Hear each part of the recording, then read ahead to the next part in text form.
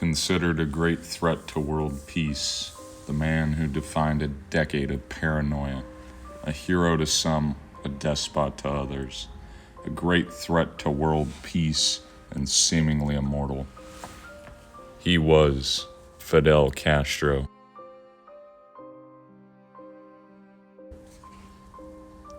Castro was born August 13th, 1926 in Bahrain, Cuba.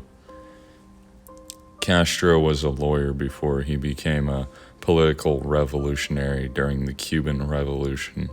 He was a leader politically and militarily with the help of Che Guevara. When Castro first rose to political prominence, it was seen as a good thing. Many were excited to hear of Cuba overthrowing its repressive regime. After relations soured between the U.S. and the Cuban dictator, Fidel Castro turned to the U.S.'s greatest enemy at the time, the Soviet Union.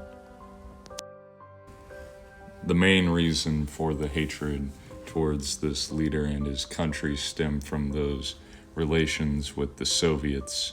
It was also caused by Castro encouraging revolution throughout Africa and Latin America.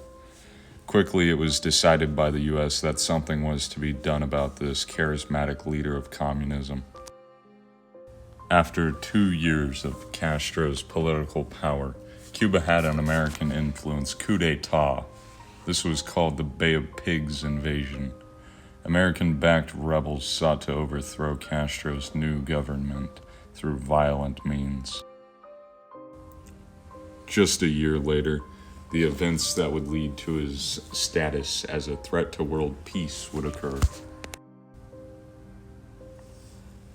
In 1962, the Cuban Missile Crisis caused uproar and paranoia across America. By many Americans, Cuba was seen as the foothold of communism in the Western Hemisphere, and the face of that country was undoubtedly Fidel Castro. One of the biggest parts of the Cuban Missile Crisis was the American fear of atomic bombs. Atomic weapons had been given to Cuba by the Soviets with the intention of putting pressure on the United States.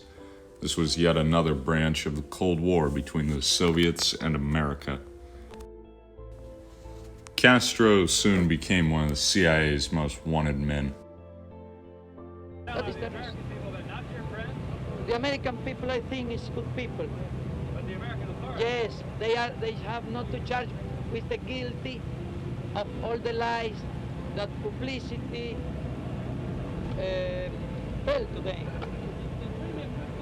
The people of the United States is good people. Harlem people is wonderful people. No. Are you a communist, Fidel? Well, wait for the history. The CIA reportedly had 638 assassination attempts on Fidel Castro. Some were made even before the Cuban Missile Crisis. They tried everything from shooting him to a poisonous milkshake. Here are the most creative ones. Just 2 years before the Bay of Pigs invasion, America attempted one of its more famous assassination attempts on the Cuban dictator. In 1961, the CIA had delivered a box of poisoned cigars to an unidentified person. The plan was to have the unidentified person deliver the box to Castro and for Castro to ingest the poison through biting on the cigar.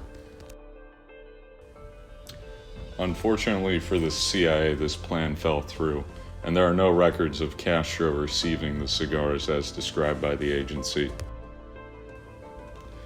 Near the end of Dwight D. Eisenhower's second term, the CIA enacted a plan to utilize connections to organized crime as means of assassinating El Comandante. The CIA offered Sam Giancana and Santos Trafficant, high-ranking members of the Chicago Mafia, $150,000 or $1.2 million in today's money to assassinate Castro. Santos used a corrupt politician as the assassin.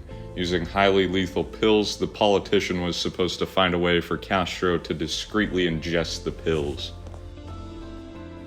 It is a little-known fact that Fidel Castro had a love for the ocean. Sometimes creativity is a good thing, but every now and then it backfires. This assassination attempt was one of those times. The CIA came up with the idea to explode Castro with a fake seashell. The plan was to paint a fake seashell bright exotic colors and hide a large amount of explosives in it. Interesting enough, this bizarre scheme was put aside due to the absurdity and impracticality of organizing it.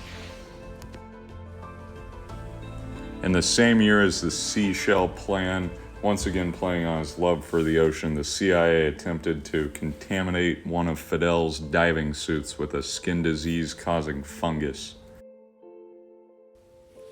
In the end, after so many failed assassination attempts, Fidel lived to the ripe old age of 90 and died of natural causes.